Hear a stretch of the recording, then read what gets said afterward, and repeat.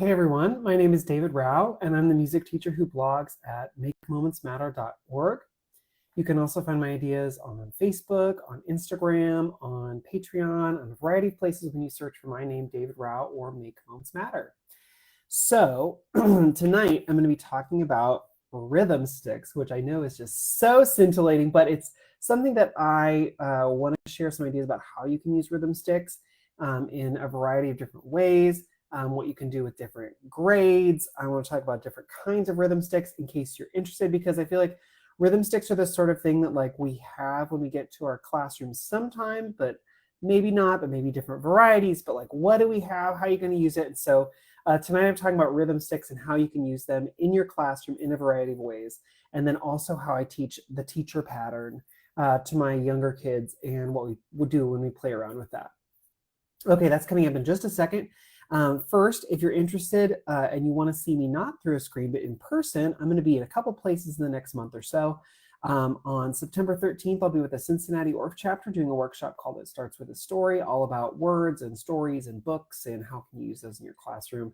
The following week on September 20th, I'll be with the Rocky Mountain Orff chapter in Denver doing a workshop about critical thinking in Orff Schulberg.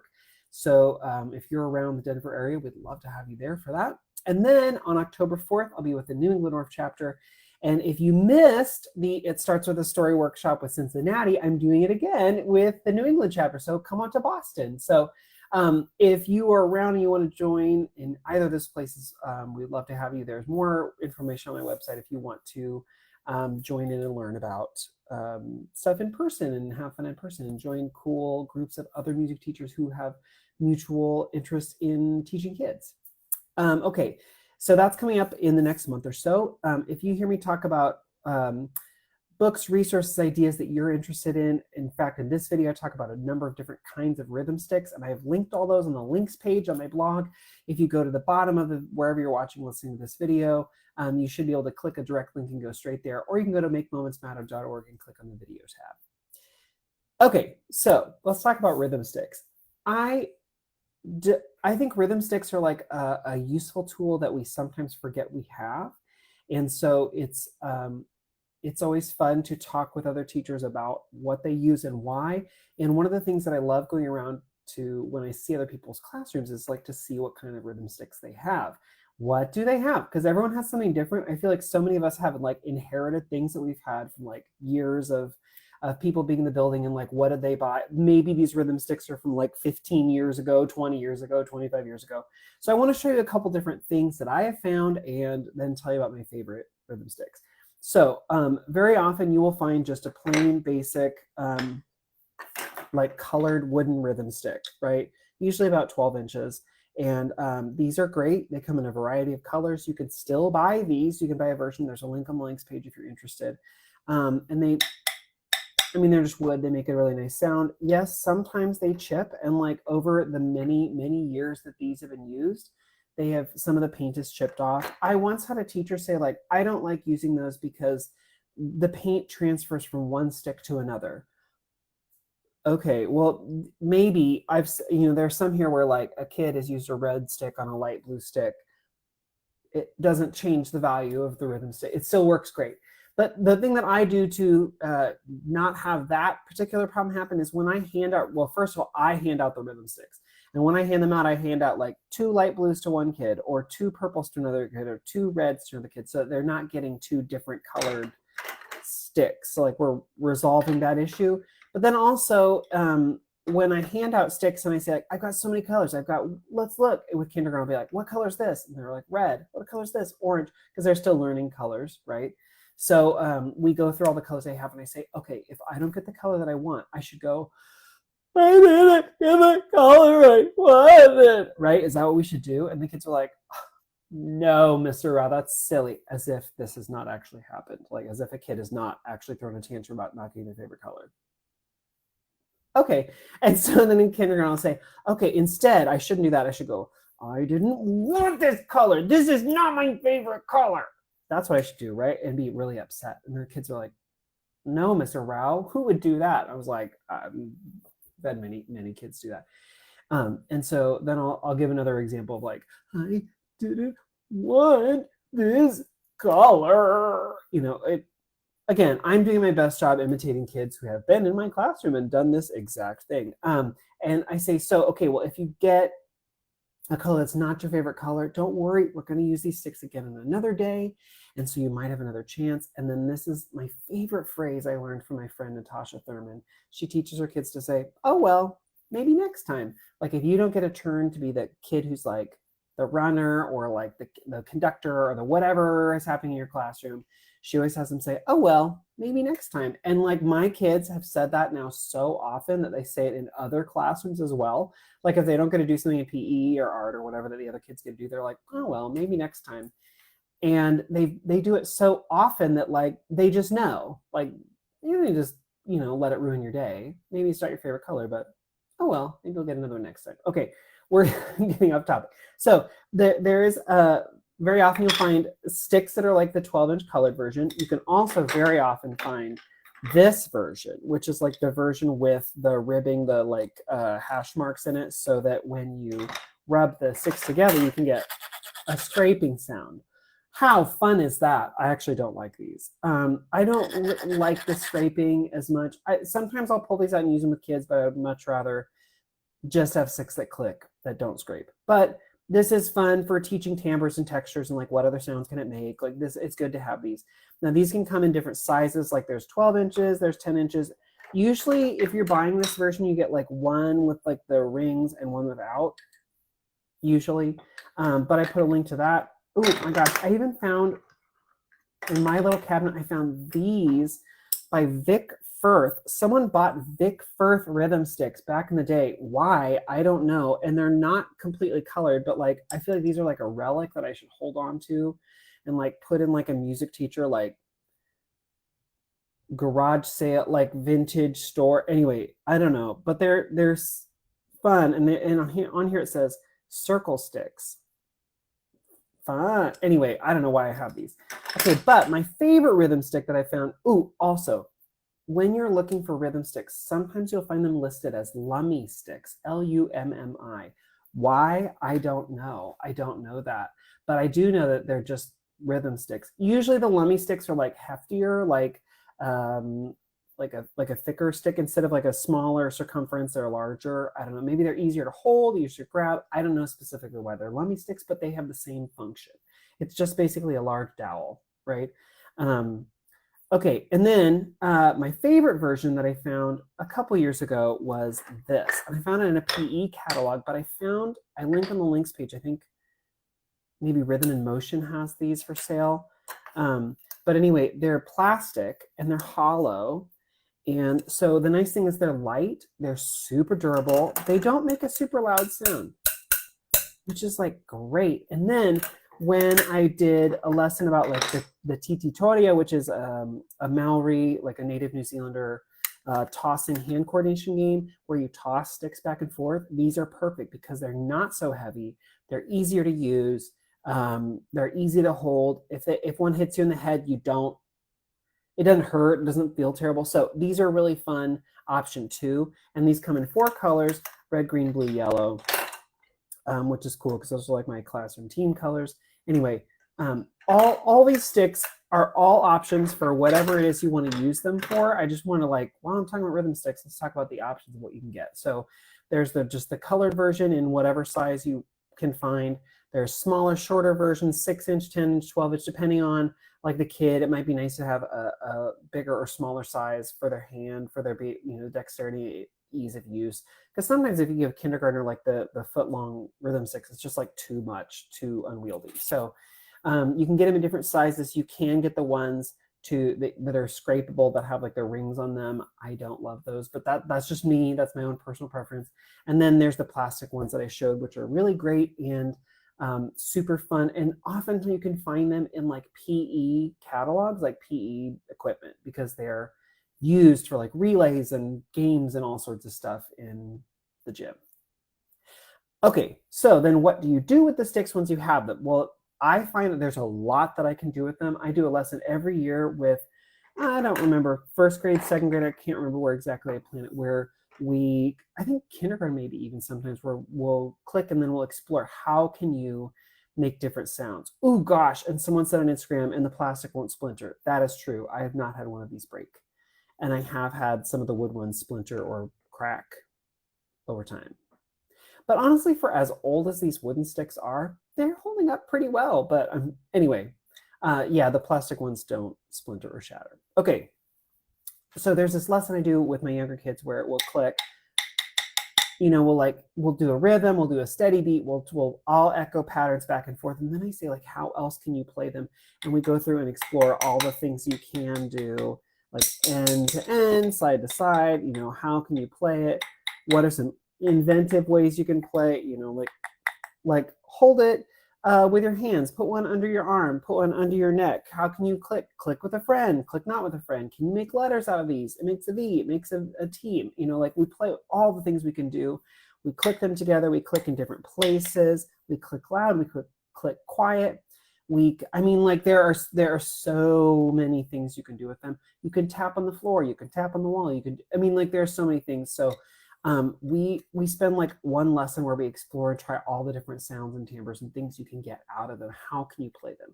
And then that really, when we come back to just do echoing a rhythm or something else, I get so much of a better sound out of the students because they are more aware of the instrument and they're more aware of what it can do. And they treat it more like an instrument and less like just a stick. So that's sort of cool.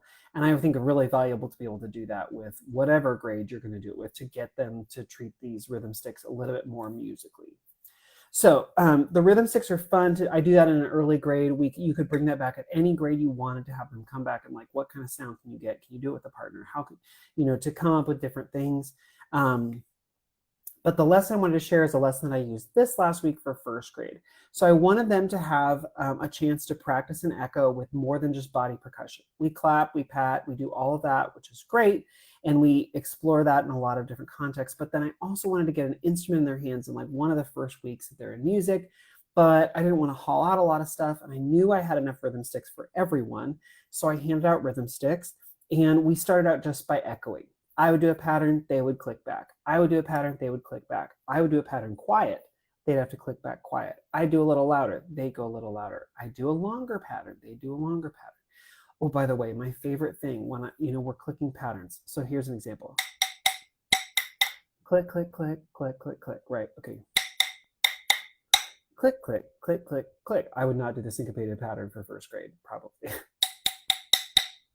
Click, click, click, click, click, click. My favorite visual is with students, since I have two rhythm sticks in my hand.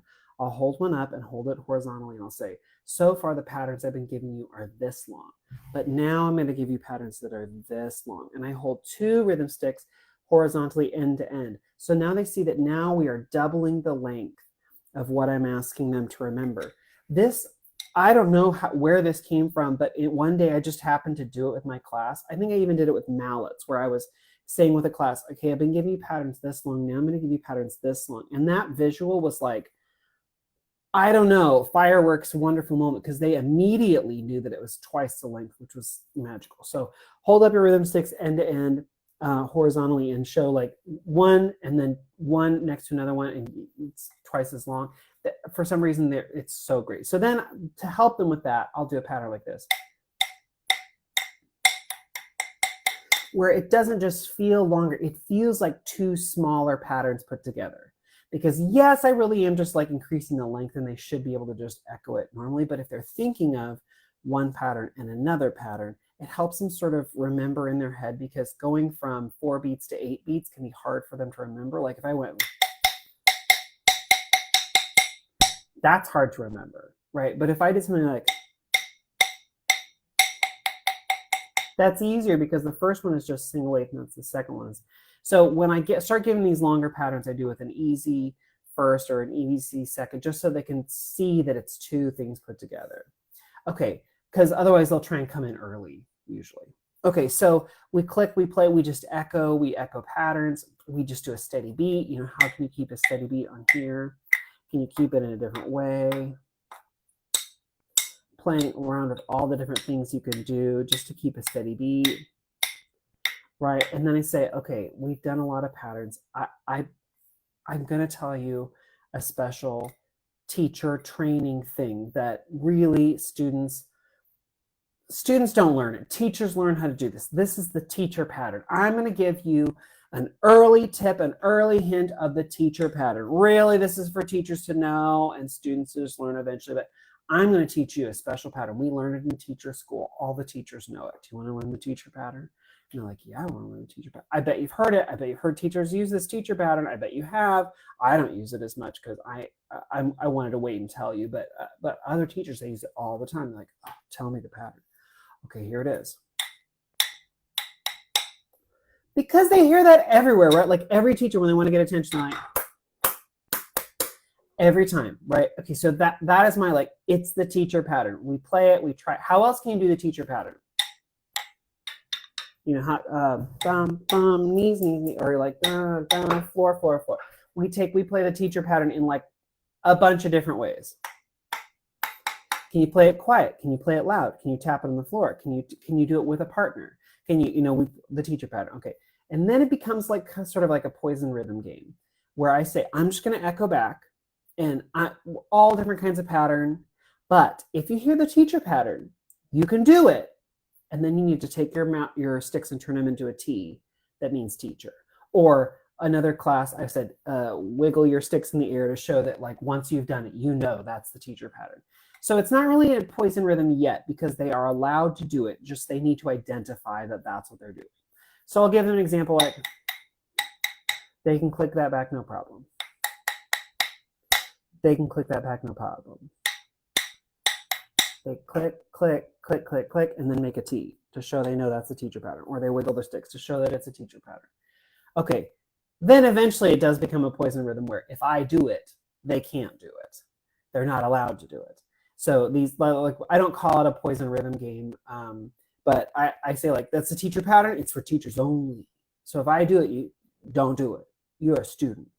Otherwise, we're going to make you grade stuff or something. I don't know. So then it becomes a poison pattern where if I click it, then they have to, they are not allowed to click it back. And then they think that is so much fun. And then, I mean, to keep this going, you can do longer patterns. You can do, switch it to something else away from rhythm sticks. But the teacher pattern is something that starts. And then what's I think funniest for me is that then when they hear it, they call out other teachers for doing that. Like the third grade teacher is like, they're like, that's the teacher pattern. And that teacher's like, what? But I want my colleagues to do other rhythms too. So it's like sort of my game with my staff that they don't know I'm doing. But it's just a fun thing to try with kids. Again, because they hear it so often. And then when they hear it in the wild, in the lunchroom or whatever, they'll go, that's the teacher pattern. And I remember that from music, or, like it gets them thinking about patterns in fun, exciting ways. So anyway, rhythm sticks, oh my gosh, there's so much you can do with them. And I hope that tonight showed you like, here are some different things you can do with the rhythm sticks. Here are different rhythm sticks you can have. Here, it's more than just a 20-second like handout, now what? Because when I first used rhythm sticks in my classroom, I handed them out. We did an echo pattern. And I was like, well, I guess we're going to put them away because like, I don't know what else to do. But there are so many things you can do with the sticks. They can be like a stair step where you take them and then you can do bucket drumming, or you can do mallet activities, or you could they can be a way to practice reading rhythm. They can be a way to do echoes. They can be a way to do ostinati. There are so many things you can do with them. And they can be a stair step to something else, but rhythm sticks can be their own instrument, and it can be really valuable to do all the things you do with them. With just those sticks. So don't undervalue rhythm sticks. There's a lot you can get out of them. And I hope that tonight gave you another idea of what you can do. Like I said, if you are interested in like these plastic hollow rhythm sticks, if you're interested in the ringed rhythm sticks, all the different kinds, I put a link on the links page so you can see all of them and see if you want to buy them. Just one thing to think about, if you're buying them, look at the specific listing, because sometimes it'll list like price per pair. And sometimes it'll be like price for like 8 pairs or something. So like, just make sure that you're getting the number of rhythm sticks that you actually need. Don't get confused by like, am I buying 1 pair? Am I buying like 12? Am I, like just take a gander at that before you hit buy, so you make sure you're getting the right number for your classroom. All right, I'll be back next Monday for more ideas from the classroom. If you have any questions or comments or ideas, please leave them in the feed where you're watching or listening to this, or you can always send me an email. My email is makemomentsmatter@gmail.com. And like I said, I'm going to be in Cincinnati and in Denver and in Boston in the next month. So if you live near any of those places, reach out to me or check out my website under the About Me tab to find out where I'm going to be and when, so that you can come and we can all learn together in person. Because while digital learning is super fun and does give you new ideas, it's so amazing to be in person with people to learn together, because of snacks, but more than that, like in between the like lesson stuff, you get to meet other people and learn with other people and connect with other people, and that is so valuable. So if you live near any of those places, I hope you'll come and join us. If you don't, I hope you'll find your own local ORF chapter and go to a workshop near you. Okay, I'll see you all next week. Have a great night, everyone.